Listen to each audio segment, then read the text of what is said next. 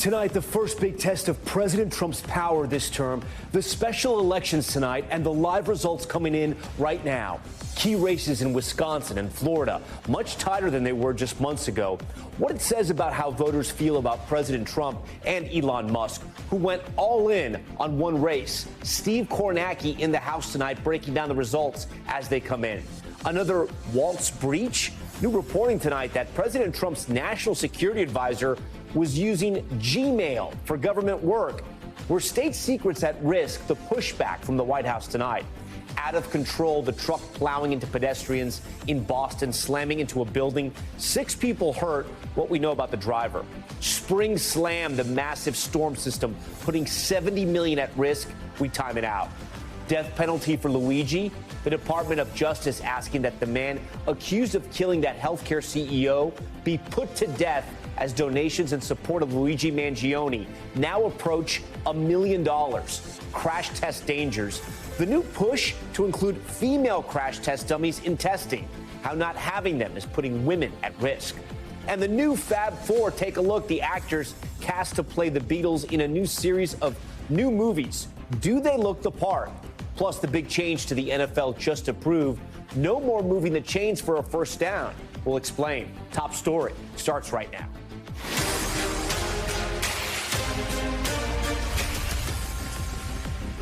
And good evening. We are coming on the air tonight with breaking news as several special elections in Florida and Wisconsin hang in the balance. These elections are the first major test for President Trump and his agenda just 71 days into his second term. The big question tonight, will he lose his tight grip on key Trump territory? And could these races provide new clues into how next year's midterm elections could go? We want to take a look at some of the results just coming in that we can report at this hour. The polls in Florida's 6th congressional race closing moments ago. You can see right here where we have about 23% of the vote in right now.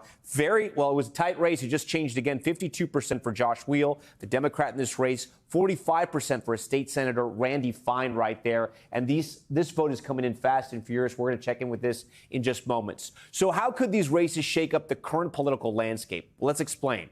Florida and Wisconsin are the states holding special elections today. In Florida, there are 2 deep red congressional districts at stake, areas which Trump won in a landslide. Polls are closing in under an hour in a congressional district 1, CD1, located along the Florida Panhandle, the Pensacola area, for former Congressman Matt Gaetz' seat. You may remember he was nominated to be Trump's attorney general, but later bowed out, where Republican Jimmy Patronis is facing off against Democrat Gay Valamon. And in the 6th congressional district, the one we just saw, as we just mentioned there, that race is for Michael Waltz's seat. Michael Waltz, who, of course, is currently Trump's national security advisor. That's where Republican State Senator Randy Fine is running against Democrat Josh Wheel, as we just saw there. And a race Republicans have raised concerns about as Wheel outraised Fine by millions. And north of Florida, voters in Wisconsin, as you see here, are deciding who should have control of the state Supreme Court. Will the liberal-leaning bench change to a more conservative one? It's a heated race breaking spending records with Elon Musk backing Brad Schimmel and billionaire mega donor George Soros backing Susan Crawford. This court could be deciding cases on everything from abortion to voting rules. And as we mentioned, those congressional races could change the already razor-thin Republican majority in the House. An NBC News poll shows President Trump with the highest approval rating he's ever had, with 40% approving and 51% disapproving. But now it's the voters' chances to have a say, at least in a few races, about how they feel about his policies using their ballots. We have reporters spread out across those high-stake contests. Jack Brewster in Madison, Wisconsin, and Marissa Parra in Daytona Beach, Florida for us. But we want to first break it down with NBC News national political correspondent Steve Kornacki at the big board for us tonight. So, Steve, we should tell our viewers here full transparency. People are still voting in Florida, Wisconsin, in CD1, and that's Supreme Court vote as well. But here in CD6, the ballots, they've closed, and now we have some results. And what are you seeing? Yeah, I mean, they're coming in fast again. This is the 6th district we're talking about. It's right here, sort of south of Jacksonville, down to Daytona Beach, and then working inland. And you can see, Tom, almost a quarter of all of the vote has already been counted. And the Democrat right now, Josh Wheel, leading the Republican by a little bit under 8 points in the vote that's counted right now. Now, if you're a Democrat, you're looking at this and you're getting very excited right now because this is a very Republican district. How Republican? Trump had carried this district by 30 points last November. Here's the thing you have to keep in mind, though, about how they count the votes in Florida. The reason why we have so much coming in so early, all of the early votes, the mail-in votes, the votes cast before Election Day, they're allowed to get those ready, process, tabulate those, and they just spit them out as soon as polls close. And what you find in Florida is those votes, those mail-in votes, those early votes, tend to be more Democratic than what comes later. What's going to come later, a lot of the remaining vote here is going to be folks who turned out and voted today. So that's a more Republican vote. So what this actually is right now, we could break this down even a little bit further. We're getting numbers from two counties here. Volusia, this is where the mother lode is in the district, and a little bit inland and lake. And we could check in St. Johns County. This is a smaller portion of it. But again, talking about consistent 7,000 with what votes. we're seeing. Yep. Democrat, all of these initial numbers will be the best the Democrats get here. Josh will get. The question then becomes, when that same day vote is counted in,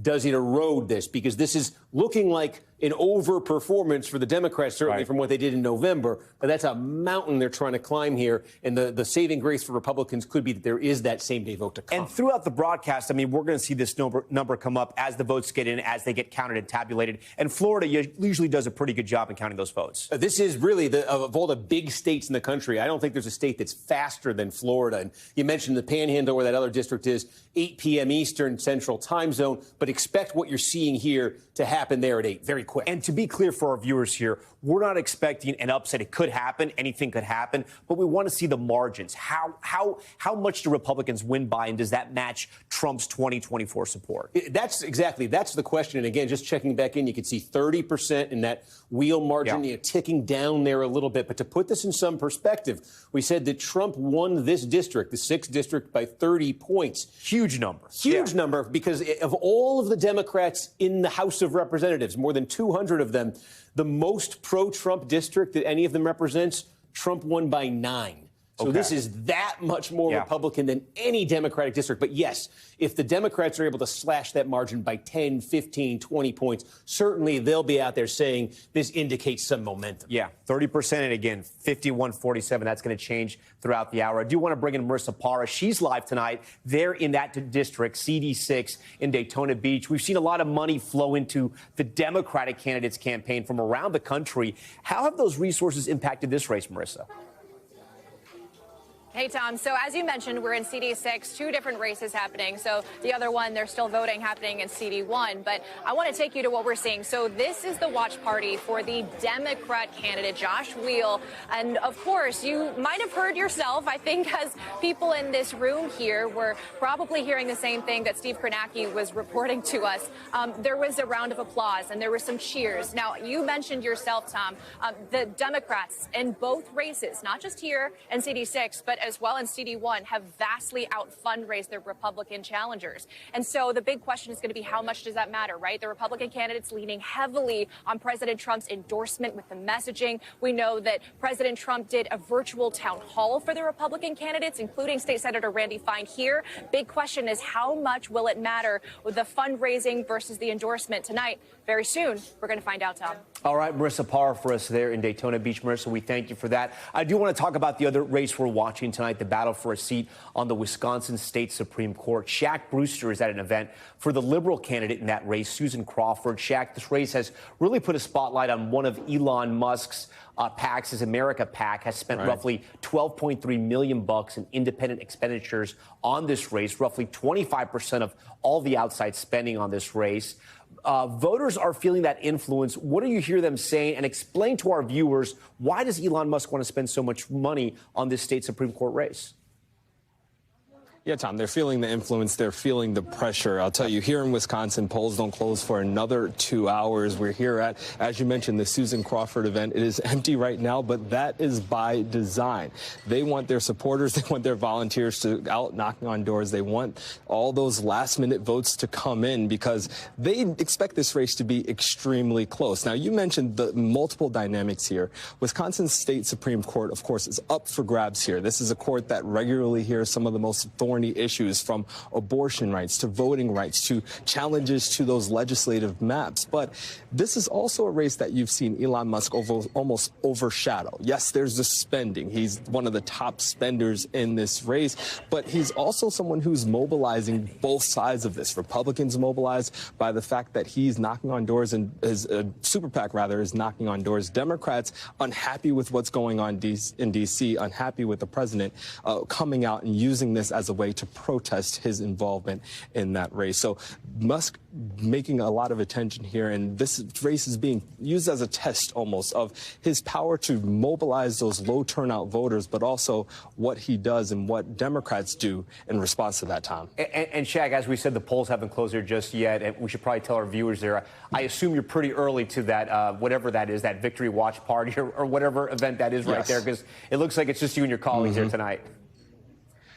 Doors don't open until polls close, so they're keeping people away, making sure that they vote first. All right, Shaq Brewster, we appreciate that. I want to bring back Steve, my good friend here. Steve, let's talk about Wisconsin. What are you seeing, if anything? I know the polls haven't closed just yet, but what are some of the things you're watching tonight? Yeah, I mean, I think the big dynamic here is you think about this. It's April 1st. It's the state Supreme Court. This is not going to be the turnout you see in a presidential election. I think that's really the test here. The Democratic side or the Republican side, is one side more motivated than the other? And that's the challenge for Republicans, because the answer for the last few years has been the Democratic side is more motivated in elections like this. The last time they had one of these Supreme Court races in Wisconsin, the Democratic aligned candidate won it by 11 points. That's a landslide in Wisconsin. So a couple places to watch tonight. One would be right here. This is Dane County, Madison, University of Wisconsin. This is as Democratic as it gets in Wisconsin. And the key here, I mean, we could just show you what it looked like. Look, in the presidential race, this is what Dane County looked like. And the question here is, Crawford's going to win it. How much does she win it by?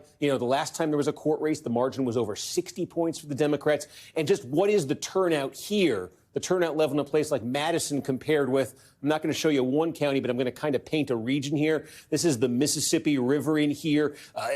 Along the Mississippi River, from the Iowa border up to sort of, this is the far Minneapolis suburbs and inland. You're talking about small towns, blue-collar, rural areas. This is the heart of the Trump base. Trump did extremely well here last November, but the last time they had a court race, the turnout level was very low here compared to here. If the Republicans are going to have a chance, the turnout here has got to match the turnout in Dane. That's the ballgame for them. Yeah, along with the WOW and the BOW counties, but we can't go into there, right? We're not going to go there. Since I have you here and we can do this, let's go back to CD6. Any changes there? I think we got some more votes, and I'm curious to see where that race is right now, because it literally is changing minute by minute. Let's take a look here. So look at that. We 50% are exactly in, yeah. And you can see the big change. Randy Fine, the Republican, now has pulled ahead of Wheel in the vote count. And I think you could tell the story of this in one county right here. This is the biggest one in the district. This is Volusia County, where Daytona Beach is. And you can see here, the Democrat is leading this by 8 points right now, Josh Wheel. But what you're starting to see with 56% of the vote coming in, now the vote that was cast today, Republicans are making those inroads. And you can expect this to tighten. 30%, though, 30 points. That's the high water mark. We'll be watching that all night. Steve, great to have you here tonight. We appreciate it. We also have breaking news tonight out of the White House. The Washington Post reporting National Security Advisor Mike Waltz, the guy we were just talking about, his district. Well, apparently they're reporting that some of the members of his staff have been using Gmail accounts for government business. That, again, according to the Washington Post. Waltz is already under heavy scrutiny for starting that now infamous Signal chat, which copied a journalist into the attack plans against the Houthis over a commercial messaging app. For more on all this, I want to get right to NBC News senior White House correspondent Gabe Gutierrez. Gabe, what do we know tonight? Tom, late today, the Washington Post, as you mentioned, it's citing documents that it reviewed in 3 anonymous U.S. officials, and it's reporting that members of the White House National Security Council, including the National Security Advisor Mike Waltz, may have received government documents, including calendar invites on personal Gmail accounts. And we just got a statement from the White House strongly pushing back on the report. A National Security Council spokesperson says Waltz received emails and calendar invites from old contacts on his personal email, and that he CC'd government accounts for anything since Inauguration Day to make sure that he complied with record retention laws. Now, the White House insists that Waltz has never sent classified material over his personal email account or any unsecured platform. NBC News has not reviewed the documents the Post cites, and the National Security Council says the Post has not shared the documents. But as you said, Tom, this all comes after that separate controversy last week where The Atlantic published those contents of a Signal group chat with top administration officials discussing military strikes in Yemen. And there now appears to be an ongoing dispute over what is too sensitive to discuss over unsecured systems. But again, the White House stresses that in this case, the National Security Advisor did nothing wrong, Tom. Yeah, but we do have to ask, right? This is the second headline in as many weeks involving Mike Waltz on an issue of national security. Do we have any idea how the president is viewing him right now? Well, over the last couple of days, Tom, we have heard that the president has no plans to fire Mike Waltz. And look, when you speak with White House officials, they have really doubled down, at least publicly, in their support of him because, on the one hand, the enemies of the White House and critics of the White House want to see him be held accountable. And for that reason alone, the White House typically does not like to bend to that pressure. So as far as we understand it, Mike Waltz is in a good standing with the White House, with the president so far. That could change, though, in the coming months. But as far as we know it, this has not changed his standing in the White House, Tom. All right, Gabe Gutierrez first. Gabe, we thank you for that. President Trump saying he's set to announce new tariffs tomorrow on what he is calling Liberation Day. Hundreds of U.S. trading partners and businesses are now bracing for how it will impact them. NBC's Christine Romans has more on the uncertainty. On the eve of President Trump's efforts to reshape the global economic order, the White House is offering only breadcrumbs. He's with his trade and tariff team right now, perfecting it to make sure this is a perfect deal for the American people and the American worker. The White House says the specifics of the president's tariffs plan will be announced tomorrow in a Rose Garden event and go into effect immediately. Tariffs already in effect include 20% on Chinese imports, 25% on aluminum and steel, and 25% on certain goods from Mexico and Canada. And scheduled to start tomorrow, 25% fees on auto imports. In Skokie, Illinois, Jeremy Gleason says over the past week at his Subaru dealership, the pace of sales has more than doubled from what's typical as people rush in. What were customers asking you or telling you when they came into the dealership this weekend? Just with, so much uncertainty, they'd like to just get it over with and get the car locked in at current pricing prior to anything changing. In Pomona, New York, Stuart Leventhal owns this outdoor furniture store that imports from around the world. You're ordering for Christmas already. It's ordered already. It's ordered. But you don't know what it's going to cost. Doesn't that sound stupid? In January, he ordered inventory that won't arrive until July under a new set of rules. It's an uneasy time because there seems to be no certainty with respect to what the cost of goods are and no certainty as to where the policies are taking us. An uncertainty weighing on both business and consumers.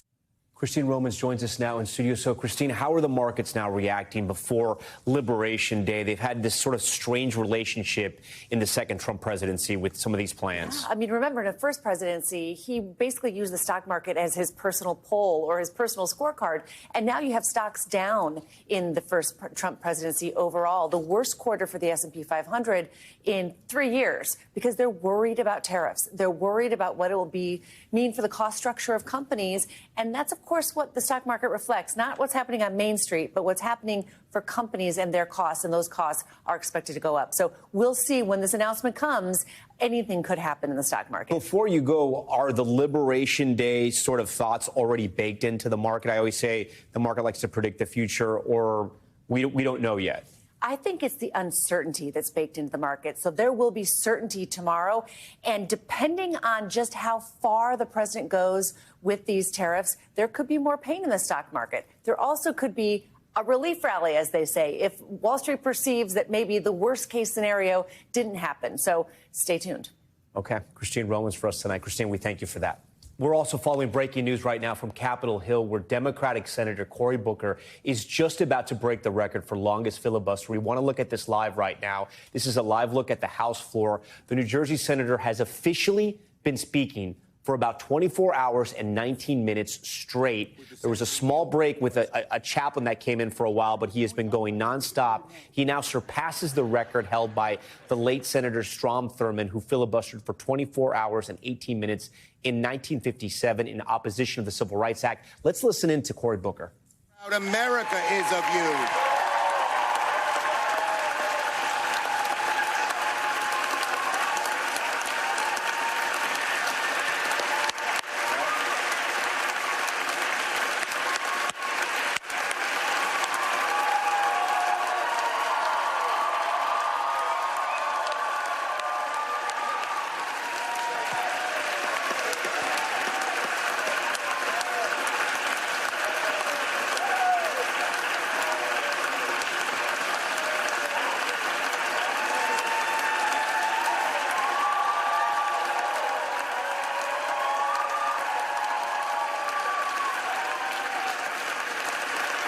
Julie Sirkin is following this for us. And Julie, Senator Booker had been rallying against President Trump and his second term. Tell us more about what he was talking about throughout that day in this filibuster.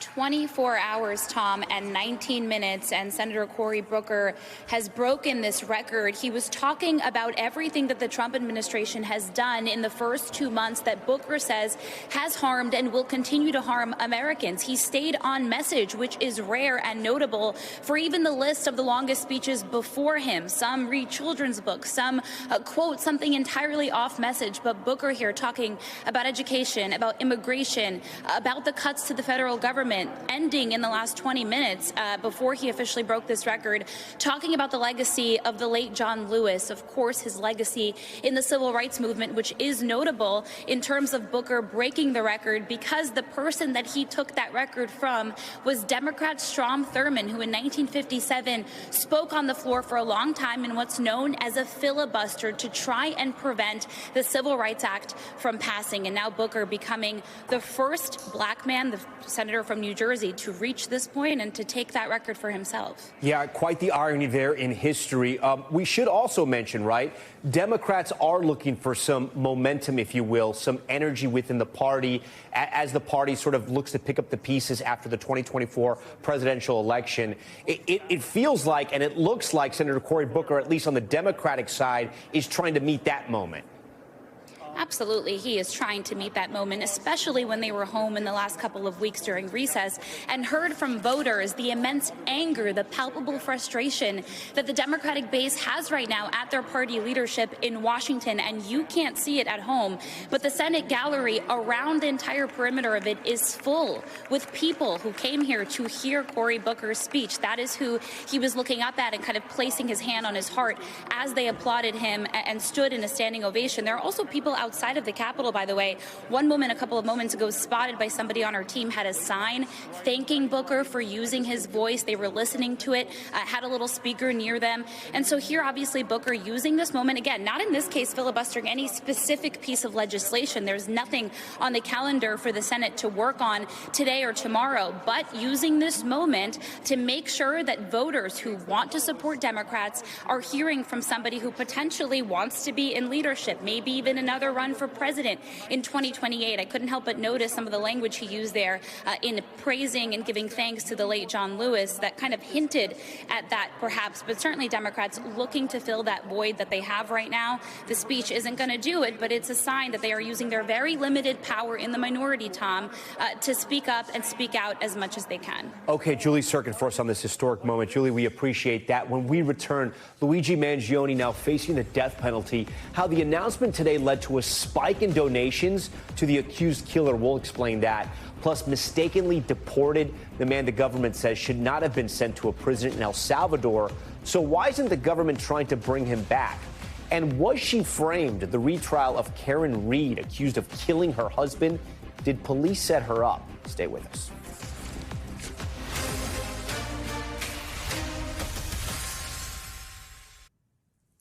We are back now with the latest in the case against Luigi Mangione, the suspected shooter of the United Healthcare CEO. Attorney General Pam Bondi announcing today she's directing prosecutors to seek the death penalty against the alleged killer, calling the shooting an act of political violence. NBC's Ken Delaney has this report. It was a crime that shocked the nation. A healthcare CEO gunned down on the streets of Manhattan by a masked man wielding a silenced pistol. Completely out of touch. Tonight, Attorney General Pam Bondi has ordered the Justice Department to seek the death penalty against the accused killer, Luigi Mangione. Bondi calling the killing a premeditated, cold-blooded assassination and an act of political violence. Authorities say Mangione wrote a note complaining about American healthcare policy and saying, "These parasites simply had it coming." The victim, United Healthcare CEO Brian Thompson, was a father of 2 young children. We, the people, want Luigi free. The stunning crime yielding an even more astonishing reaction. Millions of Americans expressing support for Mangione online and even at his court appearances. The healthcare system is corrupt, and we need to fix it. A legal fund for Mangione growing to nearly $800,000 in donations, including thousands raised after today's news. And a court filing last week revealing these heart-shaped notes slipped into a pair of socks Mangione was given as a gift. One note reading, "We are all rooting for you. Know there are thousands of people wishing you luck." A recent USA Today Suffolk University poll showing that 28% of Americans said they understand Mangione's anger with the healthcare system, though 65% said he should be prosecuted to the full extent of the law. It's the job of both the defense and the prosecution to make sure that they're going to have fair jurors who aren't going to say out of the gate he needs to be punished or he doesn't need to be punished. Mangione, a member of a prominent and wealthy Baltimore family, educated at an elite private high school and the University of Pennsylvania. He has been charged both in state and federal court and has pleaded not guilty in both cases. New York State doesn't have the death penalty. It's Bondi's first effort to try for a federal death sentence since she reversed a moratorium on capital punishment imposed by Attorney General Merrick Garland when he took office in 2021. Trump has made it clear, and now Pam Bondi has made it clear, that this is an avenue to keep, quote-unquote, America safe again. Mangione's lawyer calling the move barbaric, saying in part, while claiming to protect against murder, the federal government moves to commit the premeditated, state-sponsored murder of Luigi. Ken Delanian, NBC News, Washington. All right, we have some more breaking news in those special elections. I want to get right over to Steve Kornacki. Steve, we have an official winner in CD6. This is the race for Mike Waltz's seat there in Florida. Randy Fine, the state senator, the projected winner. The big question now is, by how much does he win? What do we know? Yeah, Tom, that's right. Randy Fine wins, and we don't know where this is going to land exactly, but the indications from the returns are this final outcome, this final margin will probably be lower, substantially lower, perhaps, than Republicans won this district by last November when Donald Trump was their candidate for president. Remember, in November, the margin was 30 points for Donald Trump in this district, and currently Fine is leading by 8. Now, some of the clues that we have, I'll give you the main clue that we have in the results right now. It's right here in Lake County. You can see Lake County on the map. This is about 15% of the district. Just about all the vote is in Lake County here. And you can see Randy Fine has won here by 17 points. By 17 points. What was Donald Trump's margin in this same county in November? It was 34 points. So that's a 17 point. Basically, Trump's margin in this county was cut in half tonight by Democrats. They're going to lose it, Democrats are, by 17, but they lost it by 34 last time. Now, that's one county in this district. There's a number of them in here. But again, if something like that pattern is holding across the district, then you could expect, again, that 30-point margin for Trump perhaps lands somewhere in the teens tonight in this race. So that's the Republicans breathe a sigh of relief that, the absolute worst case scenario for them is avoided, to actually losing the seat. Democrats, if that's what ends up happening, though, in terms of the margin, certainly you can expect to hear them crowing about keeping it a lot closer than maybe it should be in in a very red district. Yeah, and the margin's so tight in the House right now. Steve Kornacki, we appreciate that. When Top Story returns, 70 million Americans at risk. The major storm system set to sweep across much of the country. We're timing it out. Plus, crash test dangers, why the gender of crash test dummies may be a matter of life and death. The new push to make everyone safer.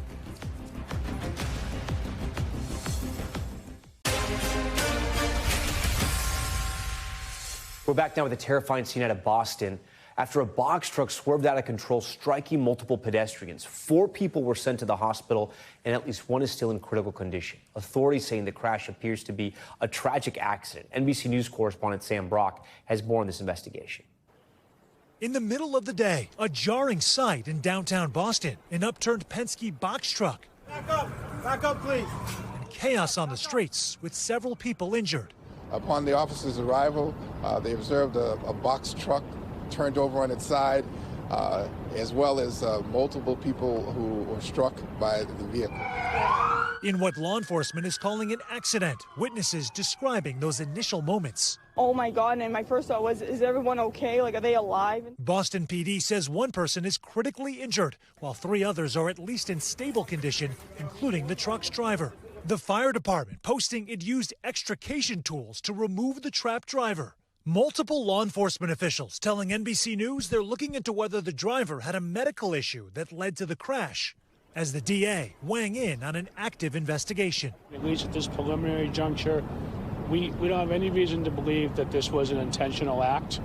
Penske noting in a statement they are fully cooperating with authorities, adding, based on our records, the truck involved was out on rent to a commercial trucking company. Now a street covered in debris and residents shaken as officials try and unpack what happened.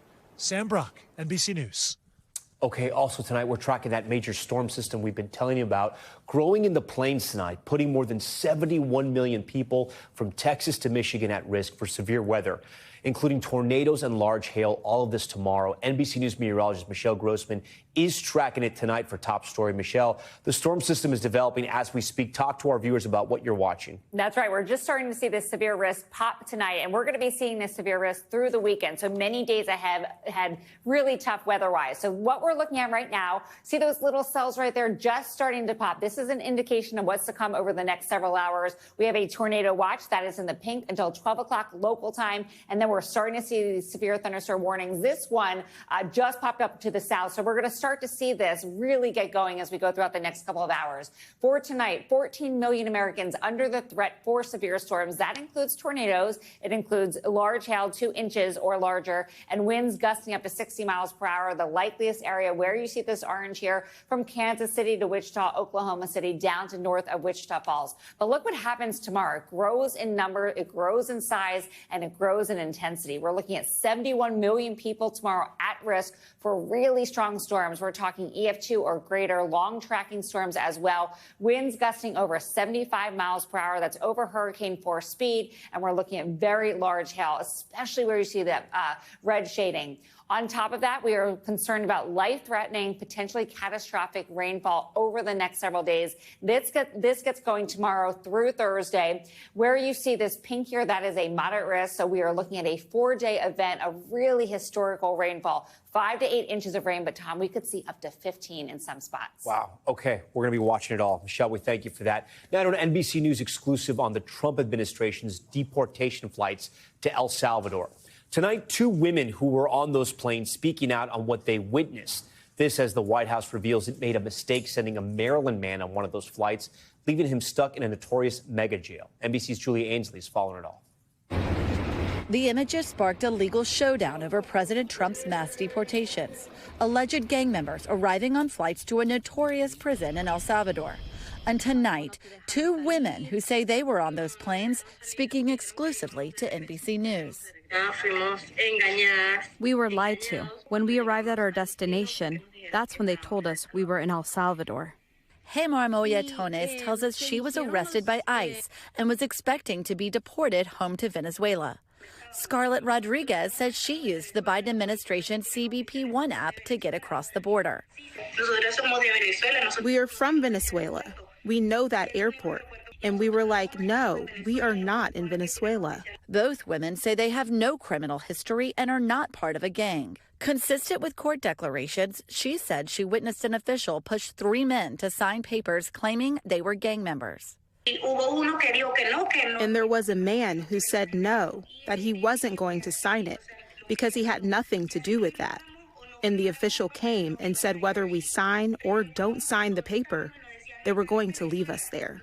The women are now back at a U.S. detention facility after El Salvador's president refused to take female prisoners. Moyetones says she's worried about her 2-year-old son, left with a relative in Pennsylvania. I am very afraid because I've always been with my son. There's now a legal battle over the Trump administration's use of wartime powers for some deportations. Just today, the administration said it mistakenly sent a Maryland man to El Salvador, despite an immigration judge's order saying he could not be deported there. His attorney says he was not a gang member. Vice President Vance posted, "This man is an illegal immigrant with no right to be in our country."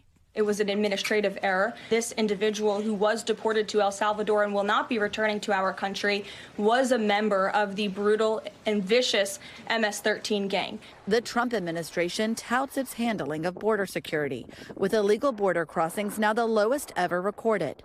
A new poll shows 58% of Americans approve of the president's deportation efforts. But an ACLU attorney says mistakes have been made. Whoever heard of sending someone potentially for a life sentence in El Salvador without giving them any due process to show they don't belong? We spoke to Rodriguez's mother back in Venezuela, who said her daughter hoped for a better future in the U.S. Now, both women just want to be deported to their own country. What will you do the moment you see her for the first time? My God, it is going to be the happiest day of my life, she said. Julie Ainsley joins us now in studio. Julie, I want to speak a little bit more about that man that you profiled there at the end of your report, because I know we have some new reporting on him as well, and the administration is saying two different things about him. His wife says that she noticed images of him inside that El Salvadorian prison. She claims it was him because of some of the tattoos she saw on his arm, as well as some scars on his head as well. Here's apparently video of him being let in when he was in that maximum security prison. What exactly is happening here? Because it sounds like the administration is saying, yeah, we made an error, but he's also part of MS-13. What's the truth? Yeah, because it's hard for them to argue that they did not make an error, because in 2019 court papers, a judge said that he had a withholding of removal. In other words, you can't deport this man. They often do that if there's a pending asylum claim or other information that needs to be brought to light. But he's been living here under that order, and obviously it's a violation of that to go ahead and deport him anyway. They're saying that was an administrative error, but that the country is safer because they say he was a member of MS-13 and that's why they sent him back to El Salvador. Now, his family and his lawyers say that he is not a member of MS-13 and that he is not a criminal, Tom. All right, Julia Ainsley for us. Julia, great to have you in New York. We want to head back to Capitol Hill and the fight within the House to allow new parents to vote remotely for up to 12 weeks after the birth of their child. House Speaker Mike Johnson had refused to bring the bill to the House floor, but today, 9 Republicans siding with all the Democrats to essentially bypass the Speaker and force a vote. The bipartisan bill, championed by 2 moms in Congress, including Democratic Representative Brittany Peterson of Colorado, who you see here, brought her 2-month-old baby to the House floor today.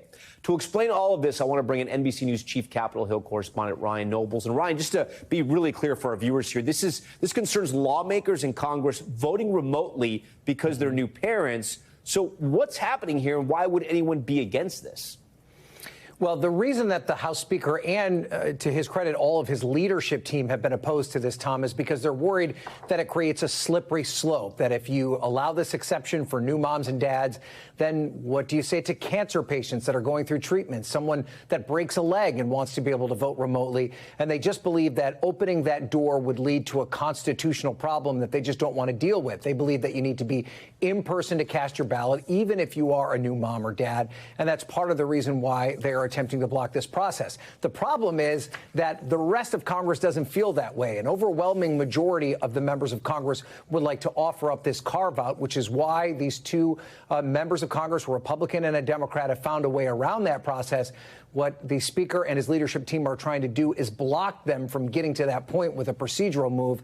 And they were unsuccessful today, but there is the real possibility that the leadership team takes another stab at it and puts pressure on rank-and-file members to prevent this from happening. And this is causing a bit of drama on the Republican side, right? Because, as you mentioned, there is bipartisan support on this. You have a Democrat and you have a Republican who came together on this. That Republican, of course, is Anna Paulina Luna of Florida, a very outspoken supporter of President Trump. She stepped away from her role in the House Freedom Caucus this week over this bill.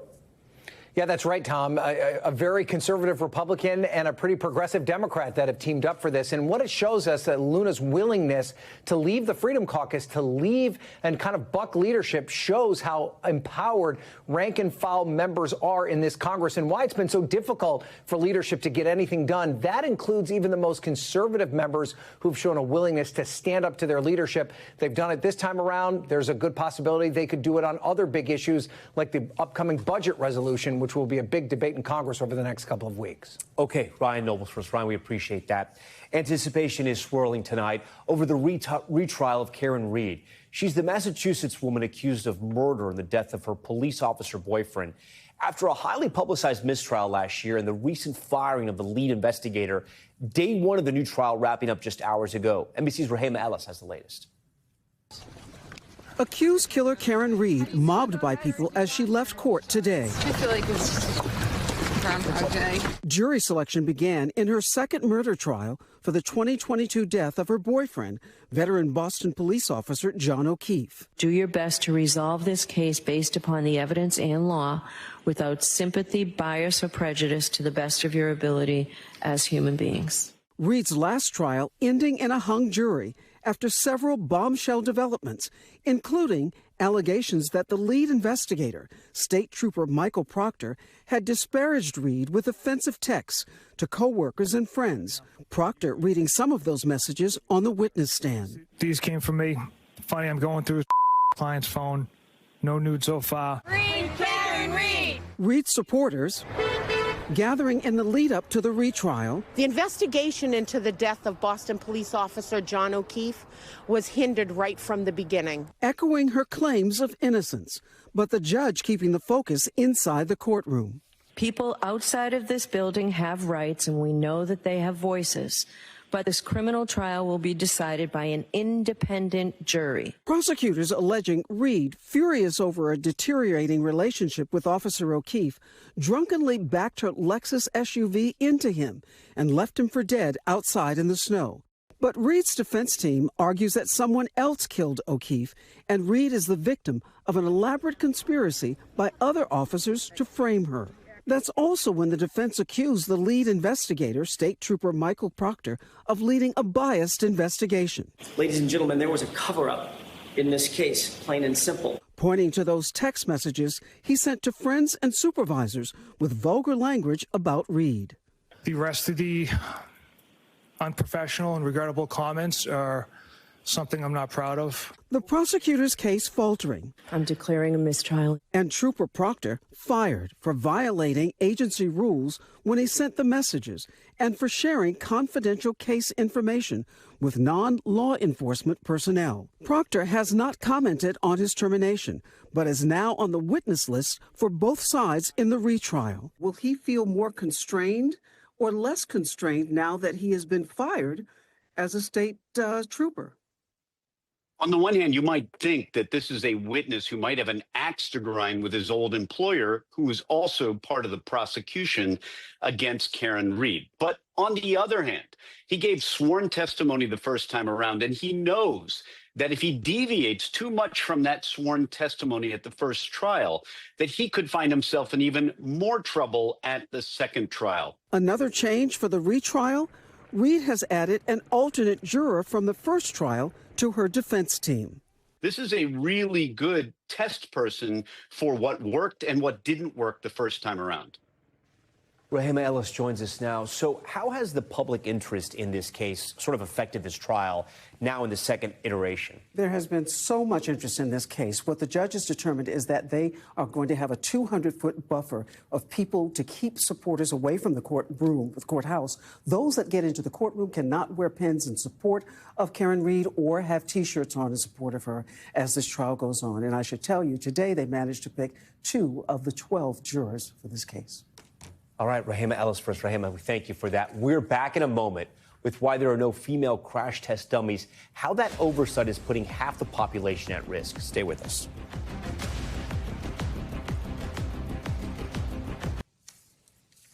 All right, welcome back. We are back with the major change in the NFL. The league saying goodbye to the chains and replacing them with Sony's Hawkeye virtual measurement system. You see it here. The league says the 8K on-field cameras will be able to track first downs with better accuracy, saving up to 40 seconds over chain measurements. The Hawkeye system will be operated from the NFL's New York Game Day Central Officiating Center.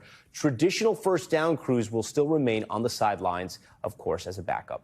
Okay, now to a new push to make cars even safer for women.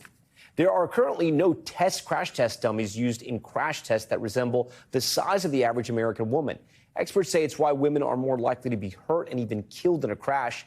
Here again is Julie Sirkin with the new effort by lawmakers to try and change this. 19-year-old Maria Weston Kuhn never imagined her family vacation would end like this. We were driving down a winding countryside road, and all of a sudden there was a car in front of us, and it hit us. It just came out of nowhere. It happened in Maria's home state of Maine over Christmas in 2019. Maria sat in the back of the car with her mom and sister. Her dad was in the driver's seat, her brother in the passenger seat beside him. Did you and your mom sustain worse injuries than your brother and your dad? We did, strangely enough. I remember we all thought at the time it's so strange that the people farthest from where the car actually hit were the most hurt. The only difference is that you and your mom are women and your brother and your dad are men. The injuries that my mom and I suffered were exactly the ones that are most common for women to suffer in car crashes. The seatbelt Maria wore pinned her intestines against her spine. But it wasn't until she got home from the hospital that she realized her injuries were part of what experts agree is a troubling pattern. The seatbelts and airbags are not designed to protect us. More than 5 years have passed since Maria's accident,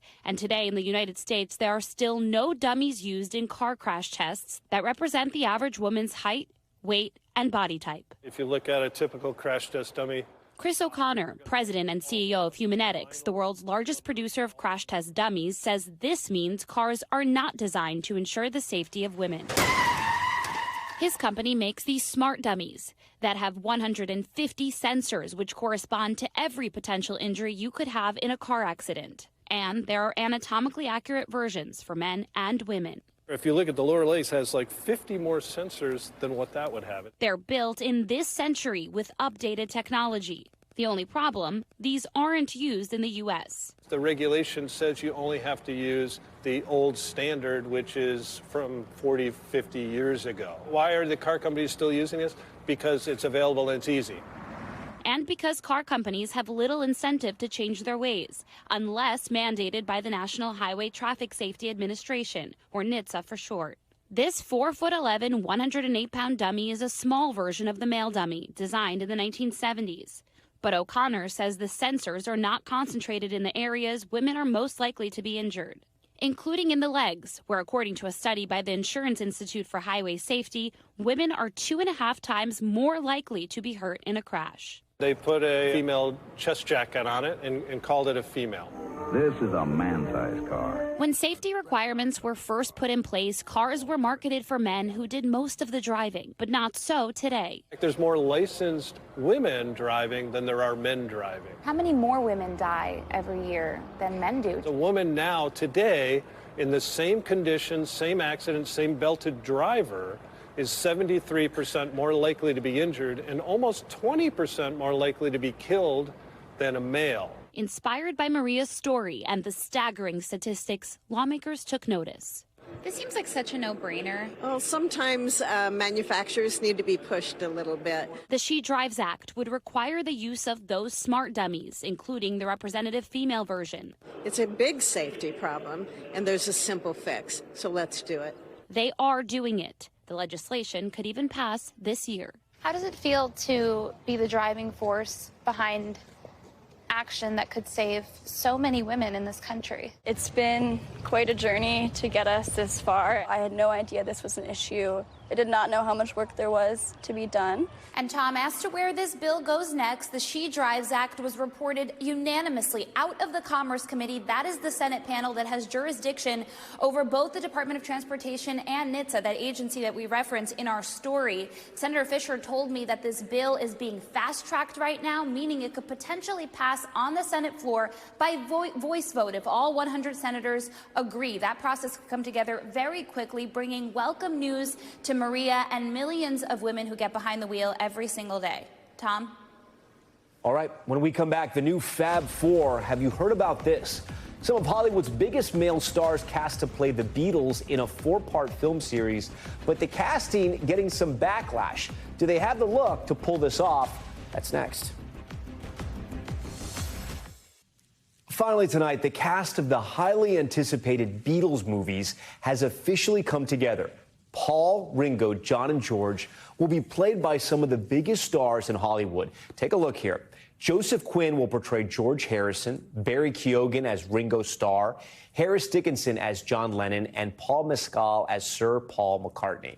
They will portray the iconic music group in 4 separate feature-length biopics directed by Oscar winner Sam Mendes.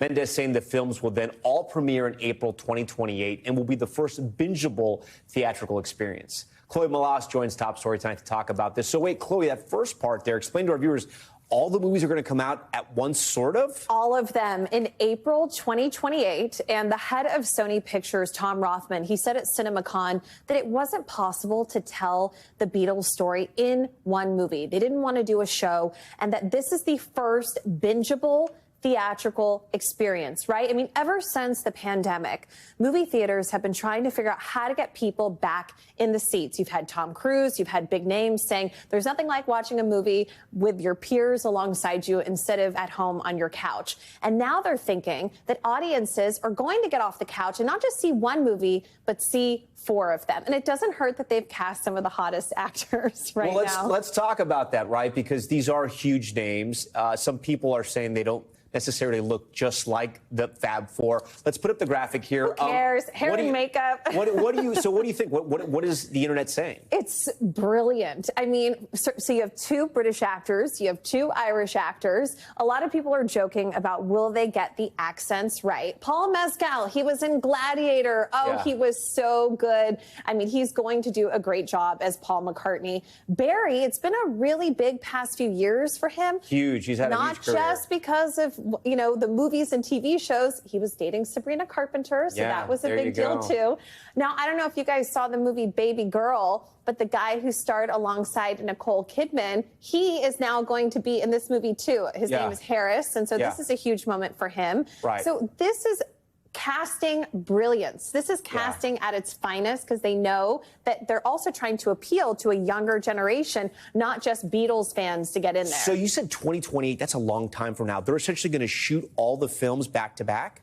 I mean, yes. I mean, they've already started doing it now. But if you think about it, Tom, it's not that much time. If you think about post-production, editing, marketing, 2028, it's going to be here before you know it. And these 4 films. Now, here's the thing, though. This is what I was thinking about today. Which one is going to exactly come out first? Are they all going to come out on the same day or spread them out over the course of a few days? And are people going to see maybe the Ringo movie and then go see the Paul movie and then go rewatch them out of order? Because you're going to see the same events in history happening, but from their different vantage points. So it's going to be a fun moment for people. And I wonder if young people want to see all these films about the Beatles. I hope they do, because they're amazing. Before we go, your favorite Beatles song. I'll put you on the spot. Help. Oh, all right, help. Somebody. Okay, I'm not a really bad singer, but I can play the piano. Can you sing? I can't, but I love In My Life. That's a great one. There's so many great Beatles songs. Yellow Submarine, is that the Beatles? That's a good one, too. Yeah, it is. Yeah, it is. I think we're going to have to... I know a little bit. Brush up on our Beatles history, Chloe. Thanks so much for watching Top Story. I'm Tom Llamas in New York. Stay right there. More news on the way. Thanks for watching. Stay updated about breaking news and top stories on the NBC News app, or follow us on social media.